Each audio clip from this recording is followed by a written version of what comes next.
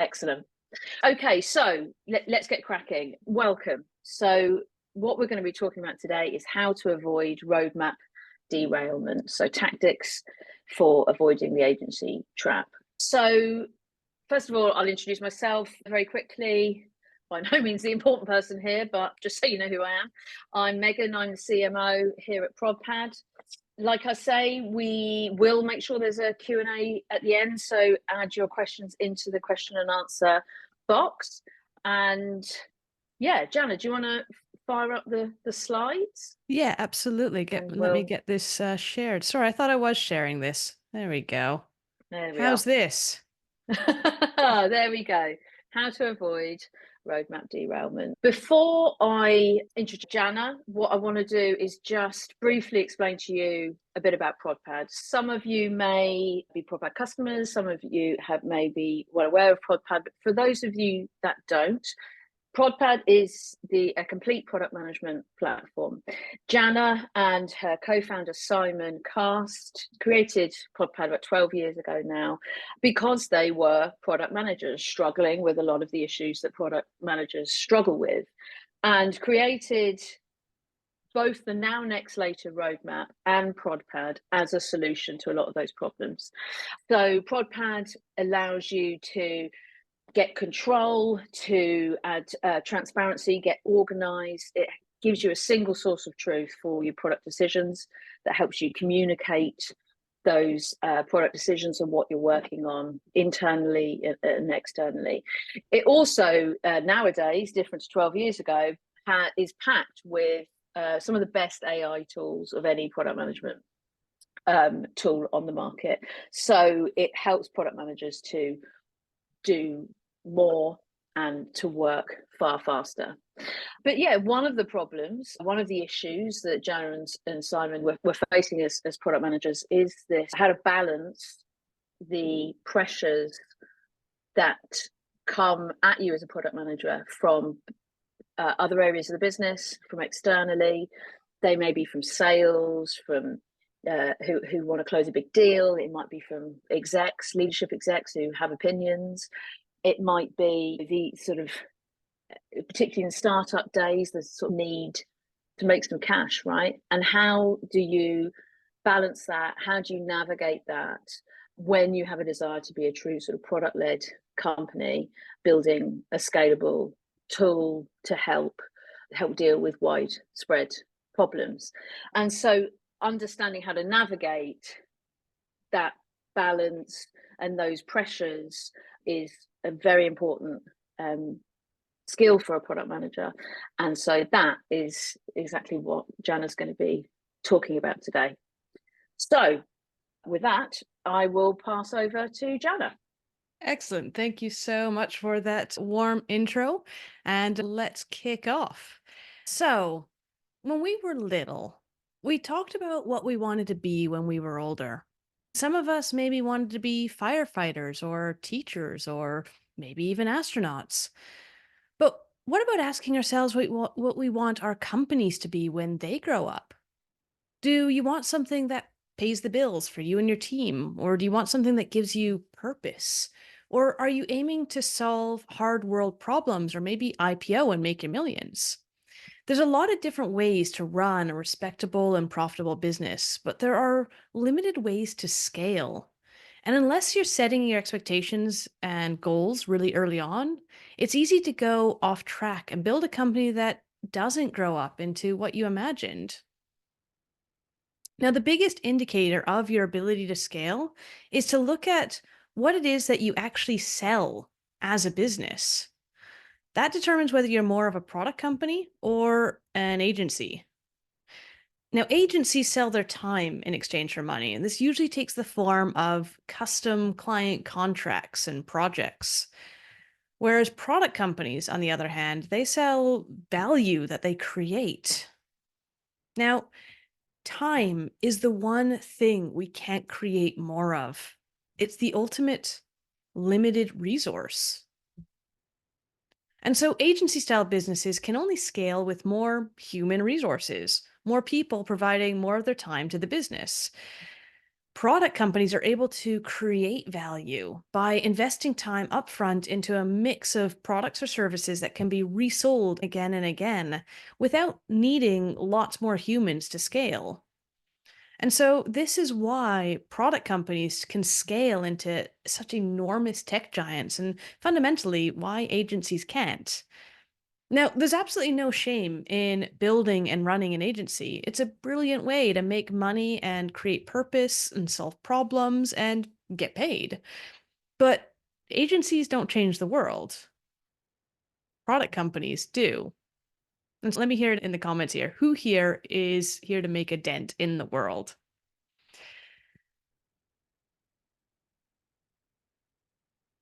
All right. So I'm a product person at heart. Now, you might know me as one of the founders of Mind the Product, and of course, one of the founders of ProdPad. But before all this, 12 years ago or something like that, I was a product person for a company in London.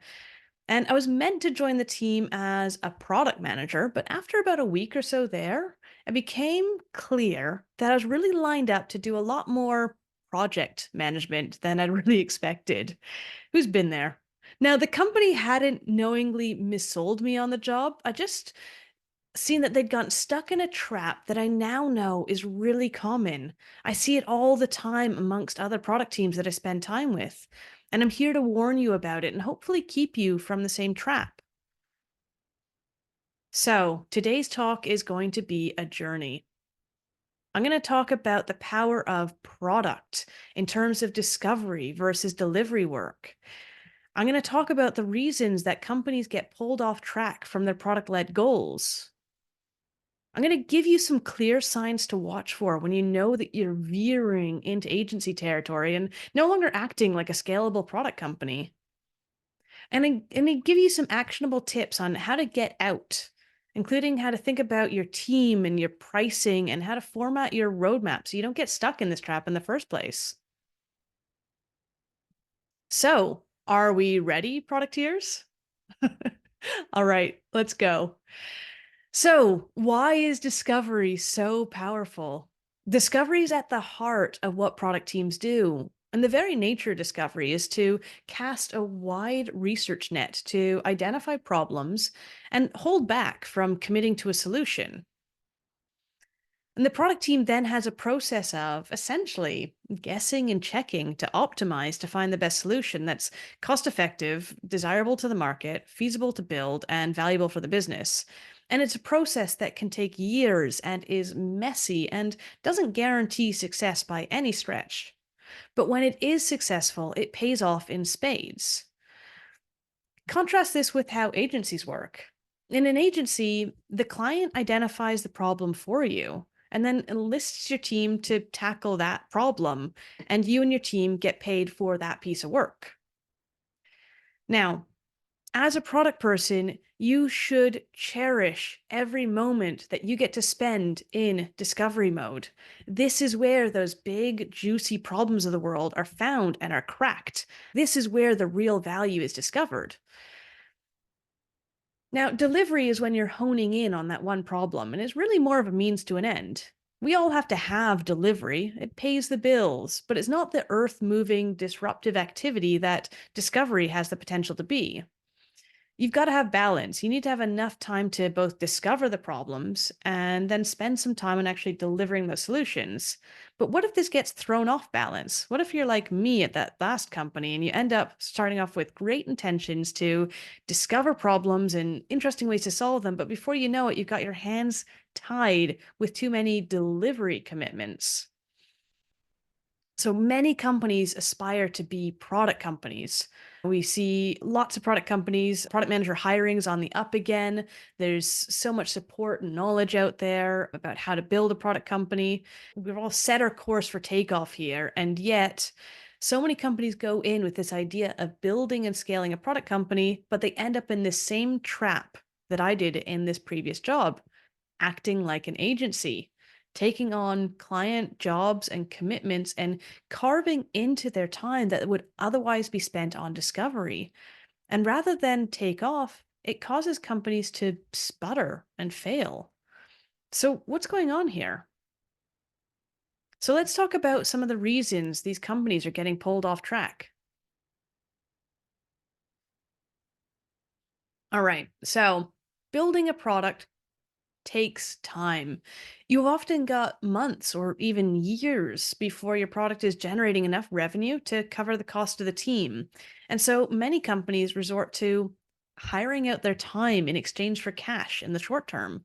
Cash is king, it keeps the lights on. Or you're addicted to features, right? You've got sales and marketing. They're convincing you that one more feature is going to be the one thing to win that client. Or you're drawn to the deep pockets and the allure of the recognizable logos of those big enterprise customers. It's really easy to get distracted. Or you've taken in funding and you've made big promise to those investors about where you're meant to be by now, and you're making up for gaps in the bottom line. Now, nearly every startup company starts off with great intentions of following a scientific methodology of measuring, learning, and iterating until they've solved the most valuable problems in the world. But these go out the window in times of stress. Sometimes, whatever we need to do to get to the next round becomes selling time for money. But it's easy to get stuck because let's admit it, making money and cashing checks is addictive. But every minute of time that a client buys to have you work on their problems is a minute that you can't spend discovering and solving the bigger problems in the world. Now, there's a chance that the client happens to identify a problem that's big enough to apply to a wider market, and you can easily resell that particular solution, but those chances are slim. I don't see that very often. More often than not, you're actually just slipping into delivery mode and you haven't magically leapfrogged months or years of discovery. So, as someone who's been there and has seen countless companies end up down this path, I can share one clear sign that your company is veering into agency mode. It means I'm going to have to look at your roadmap. Because the roadmap is an incredible diagnostic tool for the state of any business, right? Show me your roadmap and I'll tell you how your company might be dysfunctional. Are you ready for this one? So, let's say you're missing a roadmap or you don't have a clear vision or anything tied back to company level objectives. This tells me your team's probably lacking alignment.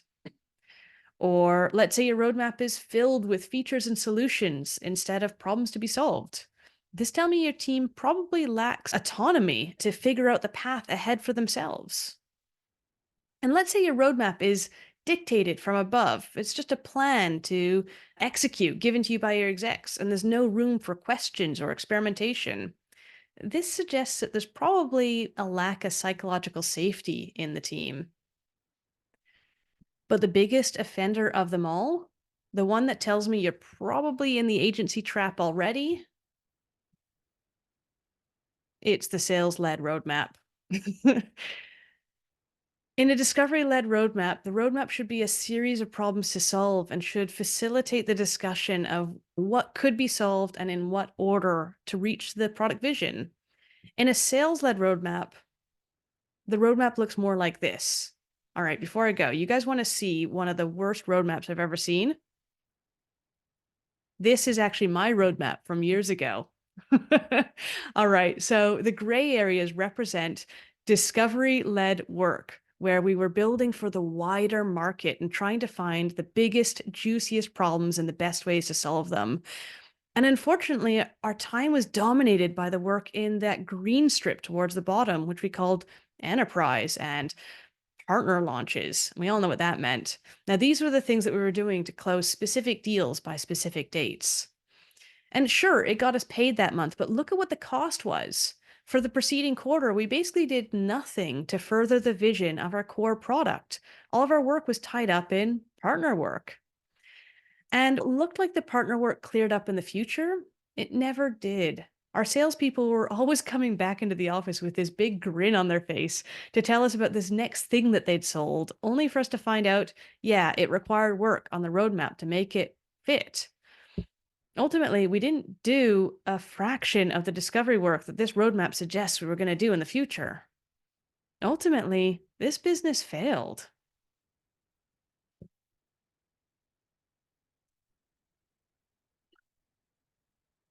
Now, some of you might be interviewing right now. Do you want to know how to find out if they are in the agency trap? Ask to see the roadmap. Ask about how certain things got on the roadmap. Who manages the roadmap? Ask how flexible it is based on feedback and new learnings and which things are fixed in place. That's really telling. All right. So we're going to dive in and we're going to talk about how to escape the agency trap, right? So some of you might be in this agency trap. Anybody want to put their hand up and say that they're feeling this? And from here, yeah, all right. I'm seeing hands already. How do we get out? Let's talk about it. I appreciate everyone's candor and honesty here, and I know that it's tough. So, if you recognize that you've been sacrificing discovery time for delivery work, you've got to bring it up with your team. You've got to make sure that it's acknowledged at the exec level. It's often a tough conversation because it means that you've got to admit that sacrifices have been made, right? The wrong moves have been done. But it's important that everyone knows and everyone in key roles in the business knows what's happening and how it impacts the outlook of the company. And as part of that conversation, you've got to ask and answer the question, what kind of company do you want to be? Perhaps taking on lots of client work is all part of the plan. The company actually does want to operate more as an agency in the future, and maybe that's okay if that's what they're trying to do. But it's better that you all know now so you can adjust your roles and your expectation and your pricing and everything accordingly. And perhaps the aspiration is to be a huge tech company. And these are short term delivery commitments that are just a means to an end. And that might be okay too. We've all been there. It's totally okay to take on some work like that if it's a means to, for example, not have to go for a risky round of funding, or if it enables you to grow the team to get to the next stage. It's just really important to have these tough conversations and align everyone in the team about what the ultimate goal is so that the best strategic decisions are made. So you don't find yourself in a trap running after that short term cash just because the short term cash felt good at the time. The next step here, if you do admit that you need to start getting yourself out of this trap, is to separate your agency work into a different business unit, into a different area of the business, along with its own space for custom work. And this doesn't mean you necessarily have to hire all new people for this or anything like that, but charge separately for it. And really importantly, charge well. Remember, time is the most limited resource that you have.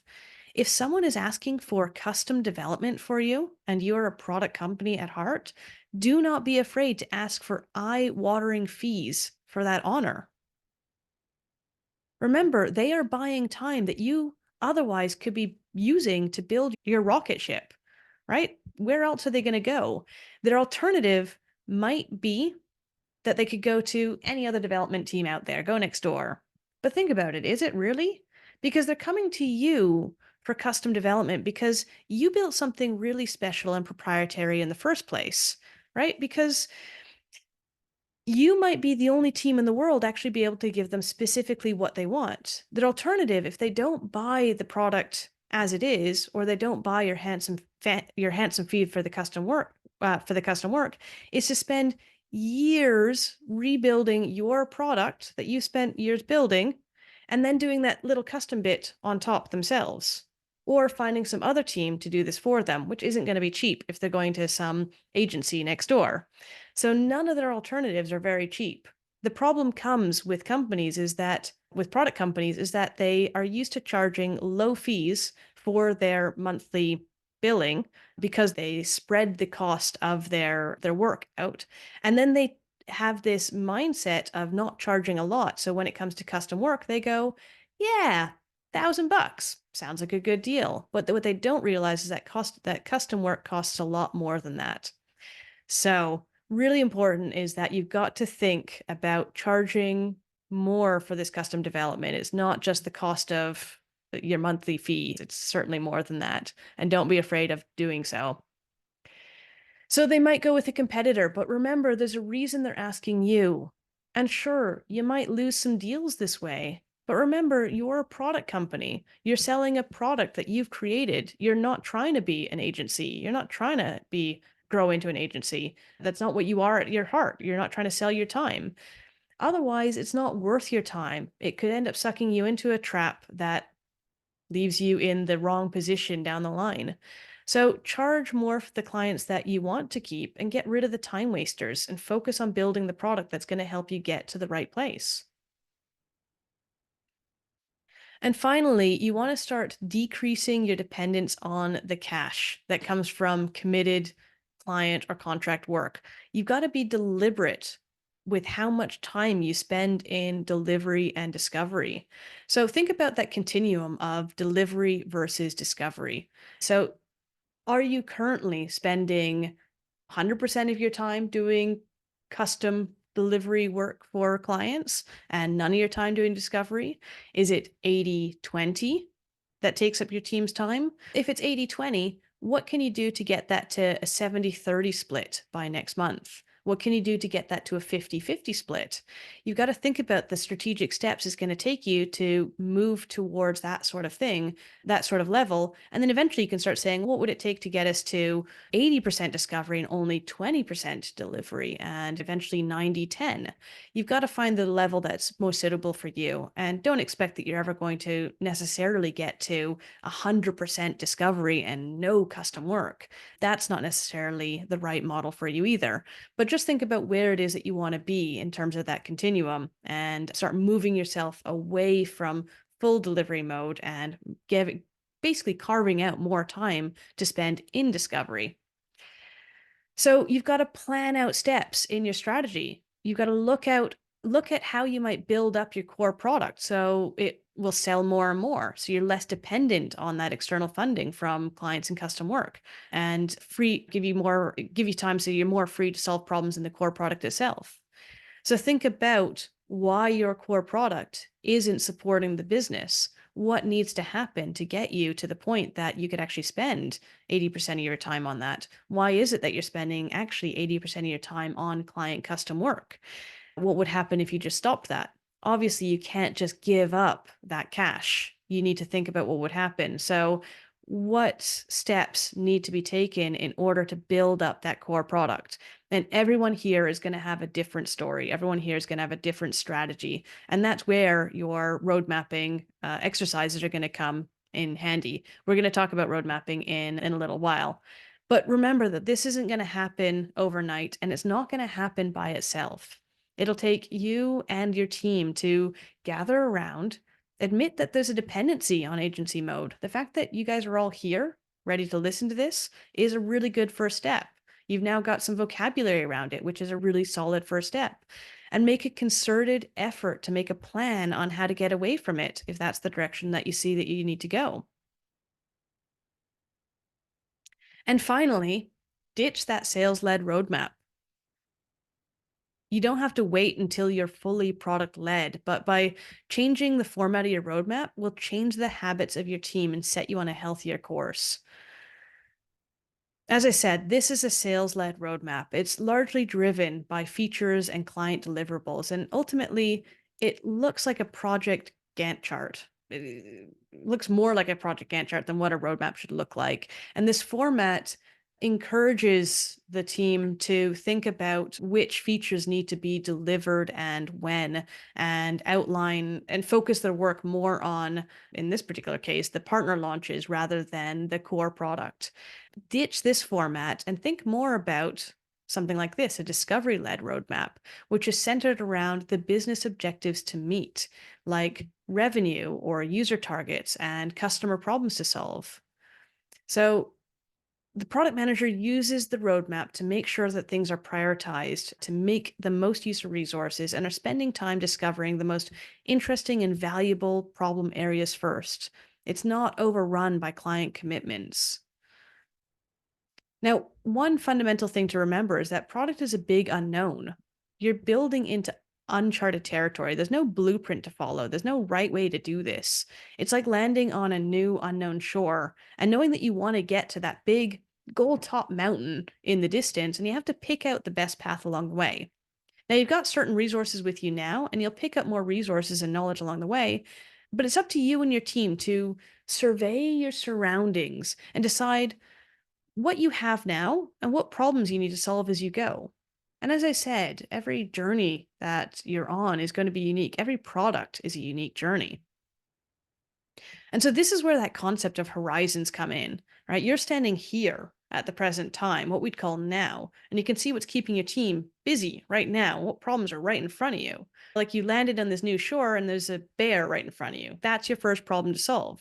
It's crystal clear, and unless someone sees a different, bigger problem, you better start thinking of ways to solve that problem. But you can also see way off into the distance, that mountaintop that you aspire to conquer. And there are probably problems to solve there too. Maybe something to do with keeping warm or getting ice climbing gear, but that's too specific. And you can figure that out when you're a bit closer. You're a long way off yet, and there's a lot of things you can do before you get there to gather resources and knowledge. But if there are known chunky problems, get up that mountain, then it's worth noting them down so you and your team can keep an eye out for ways to break them down and solve them over the course of the months and the years in the journey ahead. And you can see into the middle distance in various directions to various levels of degrees. And how well depends on how well equipped and what your starting position is right now. You might spot opportunities to take advantage of that will help you along the way, or problems that you need to overcome or avoid. Maybe there's a glistening city full of money or resources that you could reach just over there, or there's a bog that you need to get over. And as you can imagine, as a product person, there's multiple paths that you could take to get through this journey. And from where you're standing, you don't really know which is the best one. After all, the further things are in the distance, the less certain you are about them. It might be faster to build the bridge, but it means you miss the uplift in resources you get from visiting the city. But from here, maybe it's a mirage in the desert, anyways. And unfortunately, you can't just whip out your phone and pull up Google Maps. This is uncharted territory. There is no right answer. But some answers will be better than others. And the best answers will come from teams who lay out what they see on the road ahead and regularly regroup to make sure that they're on the best path. So these horizons translate to a discovery led product roadmap. So instead of a timeline, which is a single date driven line marching forward, think in terms of these three buckets. So in this first bucket, you're granular about your focus and your scope. Like this is the stuff being prototyped, tested, and built right now. And the later column is less about specific initiatives, but more around outlining the problems you think you need solved in order to fulfill your vision.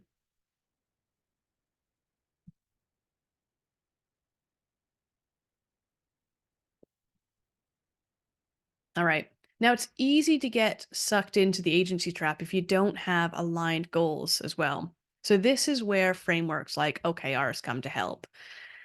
So it stands for objectives, which are your high level qualitative goals, and key results, your specific time bound measures.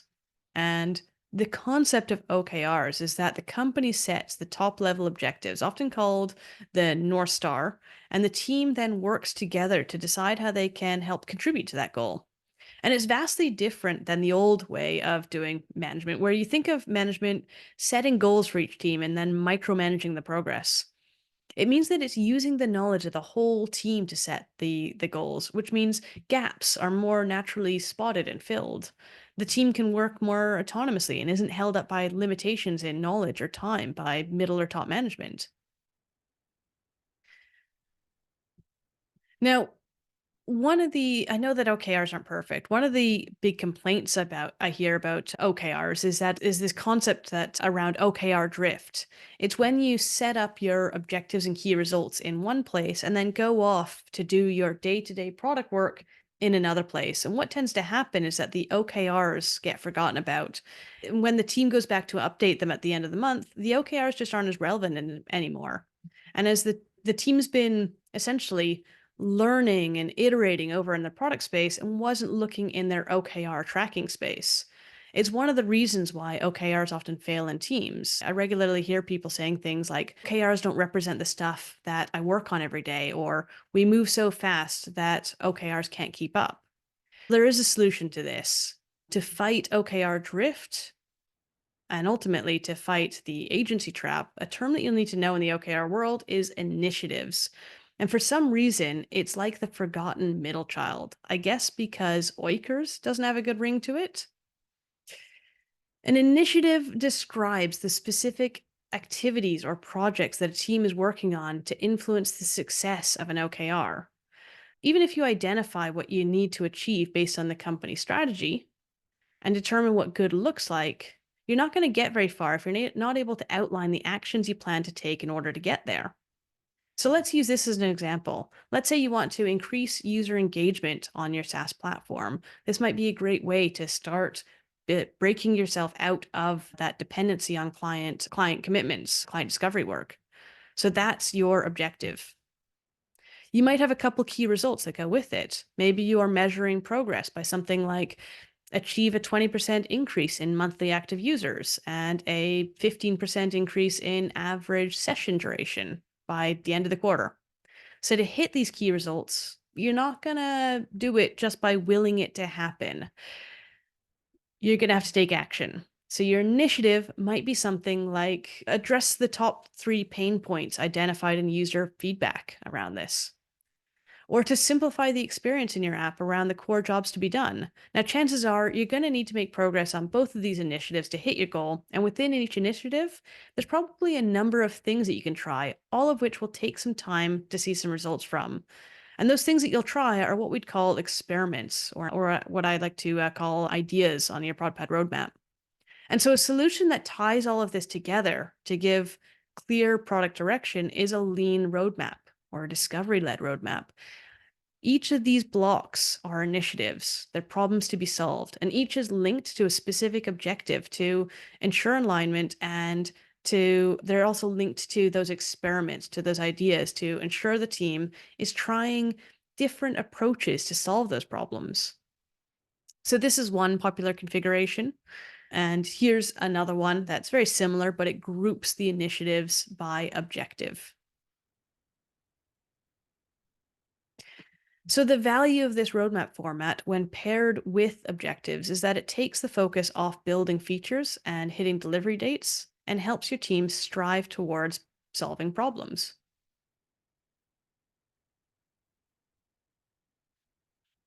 Now, I know that this whole ditching the timeline roadmap, your sales led roadmap, is pretty controversial. Some of you have done it already. If you have, get your hands up. Others have tried and have had lots of pushback along the way. And if you have, I hear you.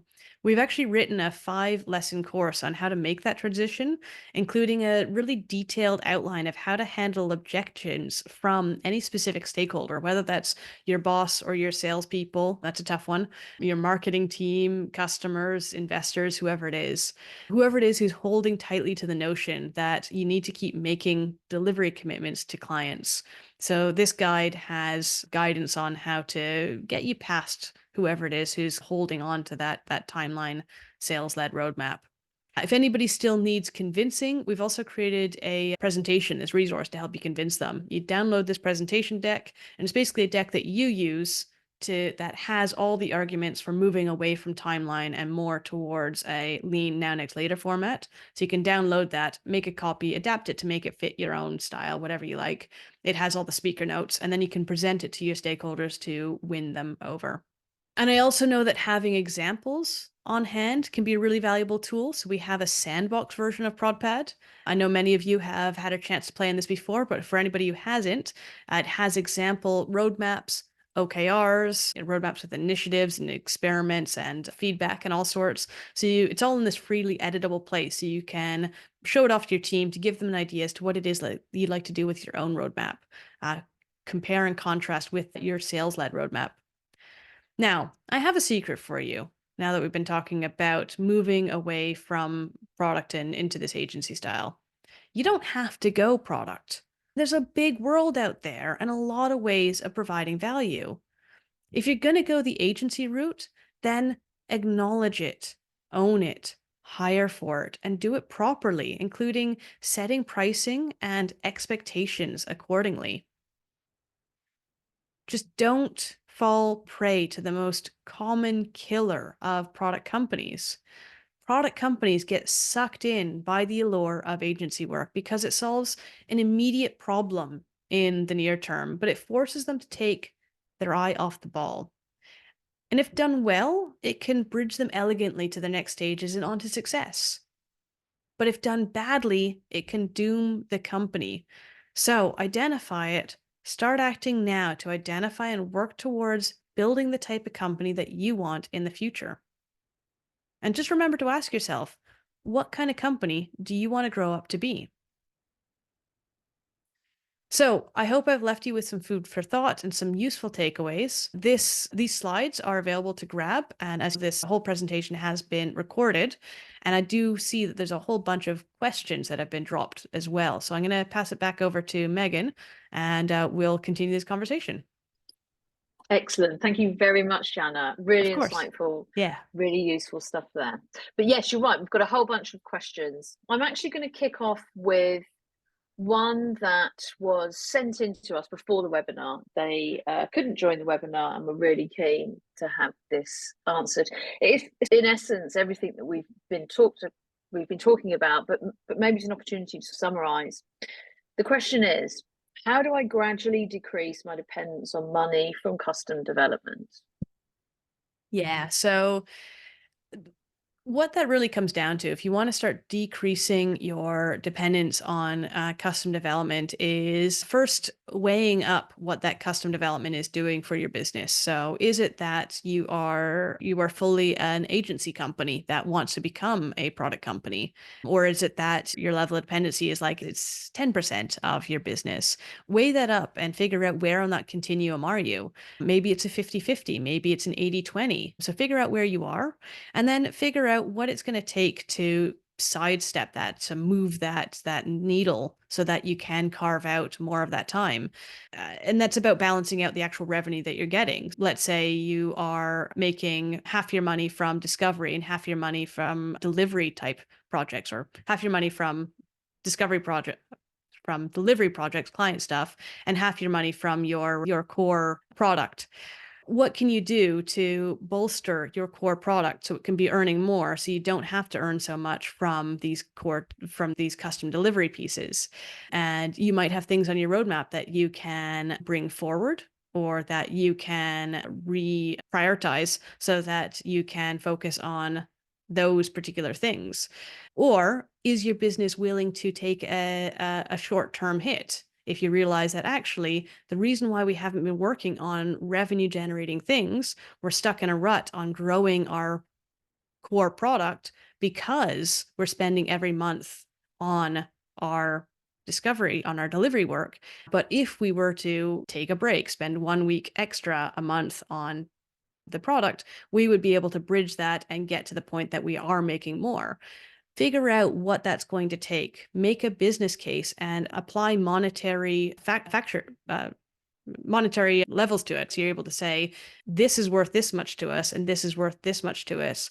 And the reason why we want to invest in our product is if we were to get this to the masses, if we were to get this to this much of our market share, it would be worth this much. And hopefully you're building a product that is meant to be compelling enough to a wide enough market that if it does catch on, you will be able to focus purely on that or largely on that.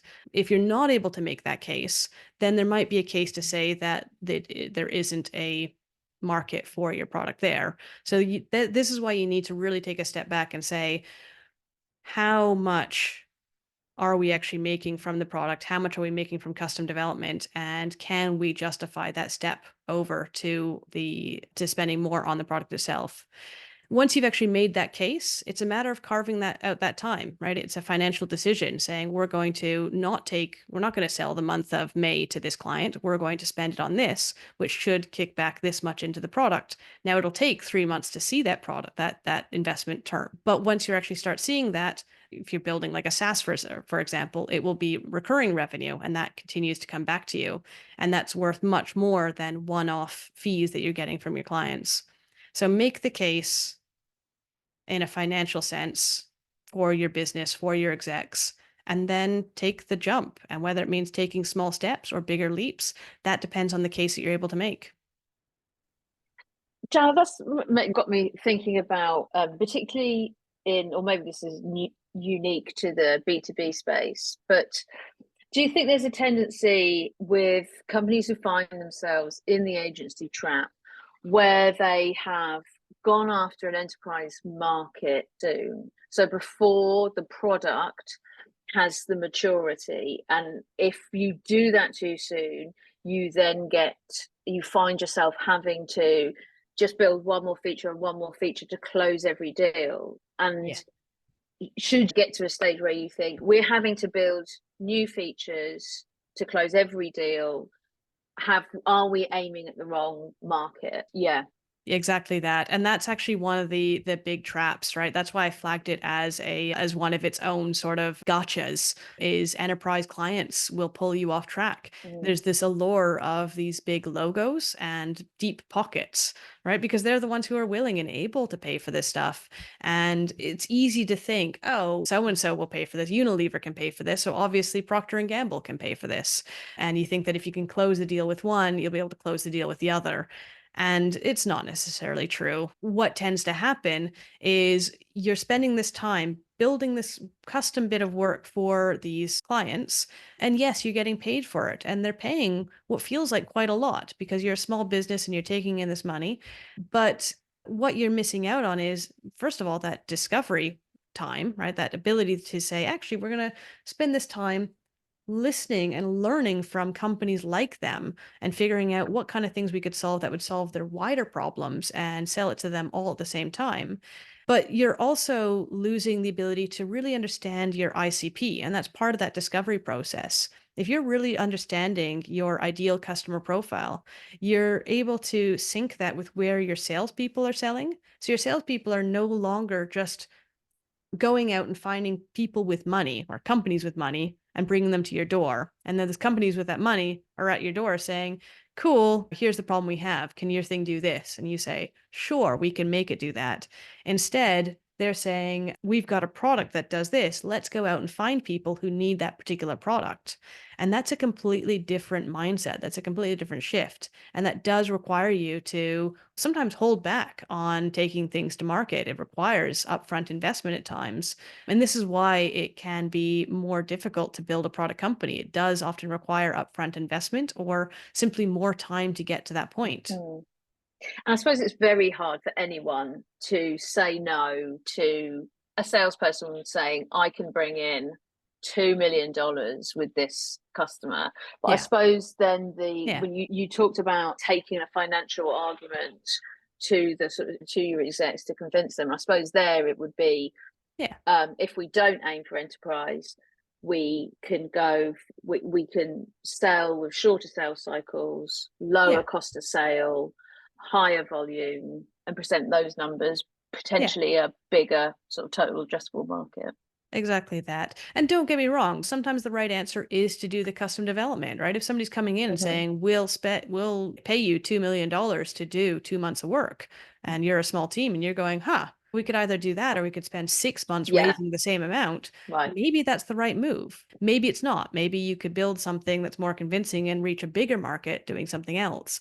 You will never know. There is no right answer there, but you've got to weigh up those things. And every time you make a decision like that, you've got to think about what you could have been doing with that time and what direction that takes you down. Because now, once you've taken on a bit of custom work, you sometimes have to support it for life. So now you have this custom piece of work, this custom contract, this custom Mm-hmm. client.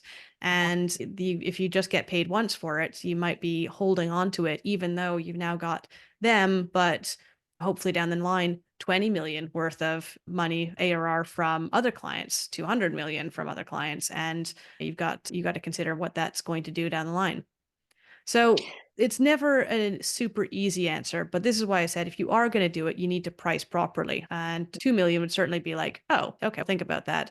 I see too many companies going, oh, what's a good price? I don't know. They said 2,000. They're like, that's a lot of money. That's 10 times what our Mm. monthly price is. And I'm like, don't sell out so easily. Your time is worth more than that. And remember that you're dealing with enterprise companies.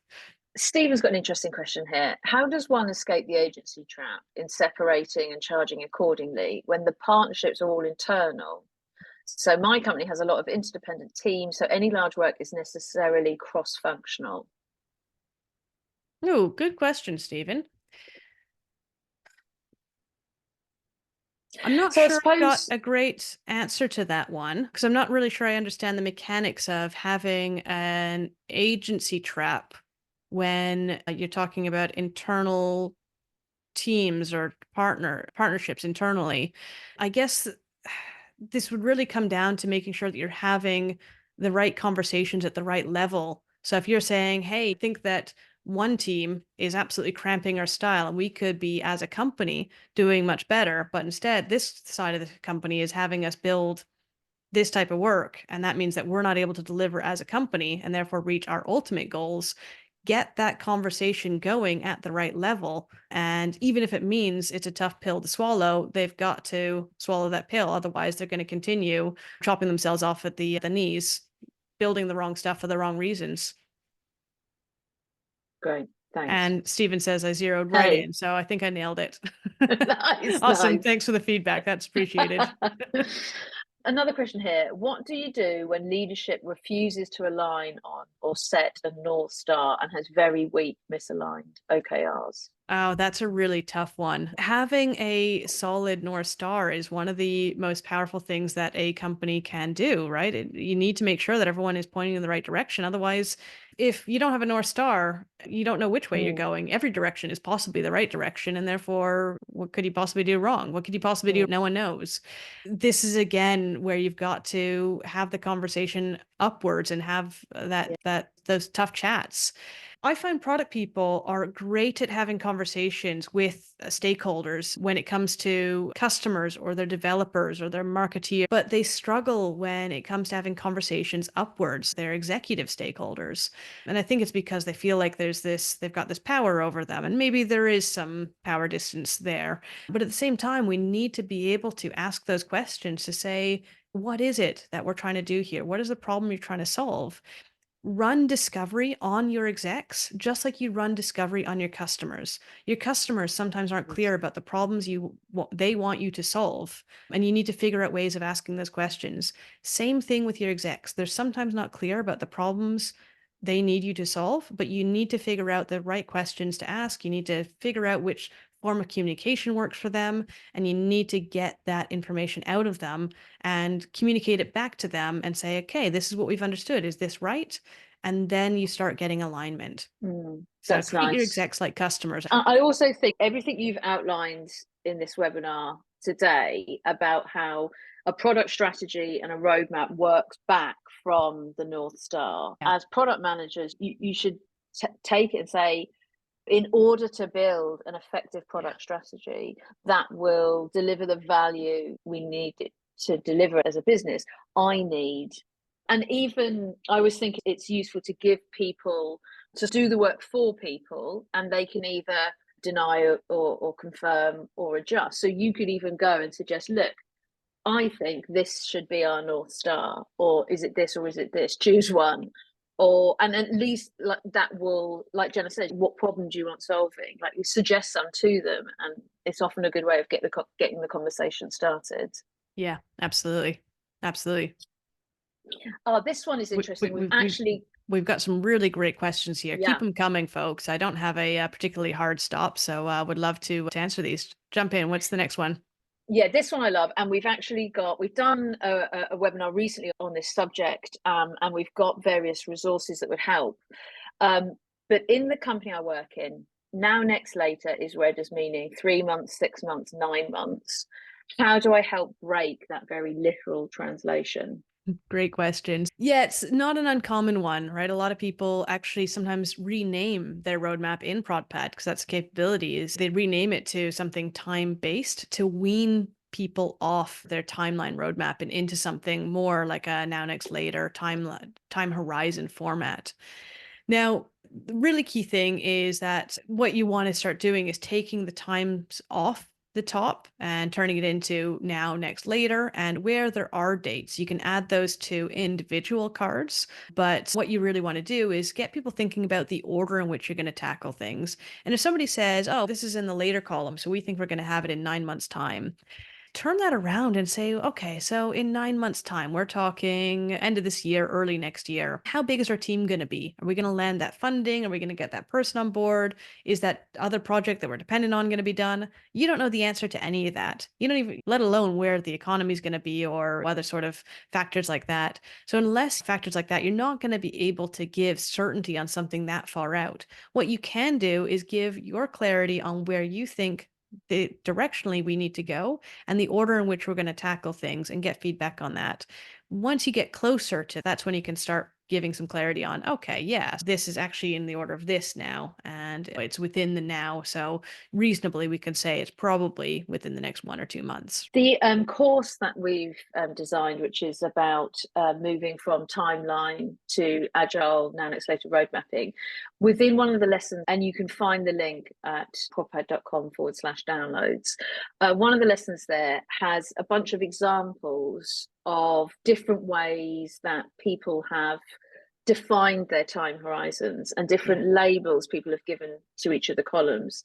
And I think by having a really clear definition, Yeah. even if you have to leave the The headers. months the headers, putting in a description, Yeah. a definition that says these things are what we're doing right now and are active, these are the things that we have in discovery, and then so people start to understand what those stages are, and then Yeah. you slowly wean them off That was actually one of the little improvements that we did in the last year. I think we added the description area so you can say now, next, later, but also what now means, what next means. You can toggle it on and off for different stakeholders as well. Great. Cool. Thanks for the question. And another question here from David. Management sales still wants to know, when can I have the thing? And if our roadmap isn't designed to answer that question, who should? And how can we partner with those sort of delivery and project folks? Yeah, so this is there's a few parts to that question. So the roadmap can give some of this information, right? So if there is something that has to have a date on it because it's strategically important and externally driven, then you can put that information on your roadmap. We just recommend not putting dates at the top like a timeline because that dictates dates for everything on your roadmap. Instead, you can put the date for the particular initiative on the roadmap card itself to say this is aimed for this particular area, and then everything else is around it is flexible. Now, there might be things that you actually don't have dates for because it's sitting here and there's two things in front of it, and you don't actually know when it's going to be done. You know what order it's going to be done, but you don't know when it's going to be done. And so for sales and marketing, for marketing, what you want to do is you want to separate out your hard launch from your soft launch. So your soft launch is when you get that product feature or whatever it is ready in a format that you can make it available behind a feature flag of sorts. So it's done, it's finished, but at that point in time, you can then tell marketing, great, it's now ready to be marketed. They can spend as much or as little time getting it ready for its launch. And that way you're not tying a product launch series of events to a development launch series of events. When you try to tie those two together, you run into problems. If you separate those two, you no longer have the problem that one might slip and then causes problems for the other. What you then have, if you do this on a regular basis, is you have a series of soft launches that are continuously going out, like you have continuous launches today. And marketing as this backlog of stuff that's always going out and a backlog of stuff to always market. And once it's in soft launch mode, they can spend time making sure that they've got the right stuff out there and they can communicate it to their partners. They can communicate it to their beta customers. They can make videos of it working and everything like that. And they can make as much of a big bang about it as they like. And with sales, you want to work with them as your discovery partners, right? So they should be out there selling what exists today. If it's not launched, don't sell it. What they can do, if it's not launched, they can get feedback on it. They can get insights for you and bring that back to the table to inspire and inform what you should be building next or what you could be building next, but not dictating what you build next because that's where problems lie. And just to add to that, ultimately, if you've got a initiative focus, like problem to solve focused roadmap, where everything on your roadmap articulates is a problem to solve, Yeah. and then the sort of specific feature ideas are underneath that. If you've also got to train your sales team to say, if someone says to you they need this feature, dig deeper, work backwards to identify what problem they think that feature will solve. And then often you will find, oh, we are solving that problem. That is on the roadmap already. Might solve it in a different way, in a better way, because we've done the discovery, because we have measured and learned, and therefore we'll absolutely help you with that problem, but it won't Yeah. be that feature that you've asked for. Yeah, absolutely. All right. Good stuff. We are running over time now. We could probably I sneak in another. I can there's two more here. I can absolutely jump on those if we Let's do do them them. quick fire. Give them Okay, to me, we'll go at them. here we go. How would you incorporate beta programs within the context of an Now Next Later? All right. I love a beta program. This ties into what David had just asked, but what you want to make sure that you do is when something is launched, don't consider it just done. Separate that hard launch from your soft launch and track that on your roadmap. So you might track that in your now column, or you can even put that in. ProdPad has what we call a completed section where you can track things that have been done, but you're still going through and tracking the complete the outcomes of them. So use that section to actually track where things have ended up in that beta, and then use the customer feedback section to actually track feedback that you're getting from your beta program. Nice. And Um, that time for that one last one as well. okay, in a B2B business where purchasers and users have different motivations, how do you navigate discovery? Ooh, good ones. You want to make sure that you understand both audiences. You need to understand the needs, pain points, and motivations of both. You want to engage with them early and often, map out both their personas and journey map, and you want to make sure that you're balancing feature development for them. So you want to make sure that you are considering how you're just demonstrating value for both parties, and then creating advocates on both sides and iterating on their feedback and improving. Same way that you deal with any two sets of users. Great. Excellent. Wonderful. All right. Wonderful. Thanks Excellent. so much. Good to have everybody here. Thanks for all your questions. Megan, thank you for hosting us today, and see you all next time. Excellent. All right. Bye. Bye for now.